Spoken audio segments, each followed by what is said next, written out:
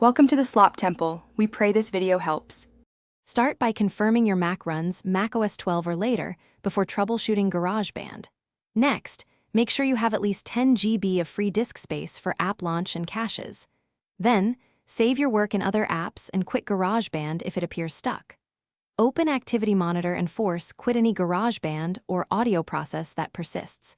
Check for a background installer or update that could block the app from opening. Restart your Mac after these quick checks before moving to deeper steps. If GarageBand still will not open, boot your Mac into safe mode to disable login items and test the app behavior. In safe mode, open GarageBand to see if it successfully launches without third-party interference. If it opens, reboot normally and remove problematic plugins from /library/audio/plugins/components or ~library/audio/plugins/components. You can also delete Apple, GarageBand, plist in ~library/preferences to reset preferences. After deleting the plist, for persistent failures, create a new user account to test GarageBand in a fresh environment.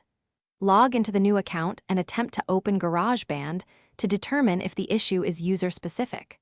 Run First Aid in Disk Utility to repair the startup disk and correct permissions that may block app resources. If problems continue, fully uninstall GarageBand and reinstall from the App Store to restore missing components. Finally, if the app still fails, contact Apple support with crash logs and reproduction steps for escalated help. Thanks for watching. Consider subscribing if we helped you.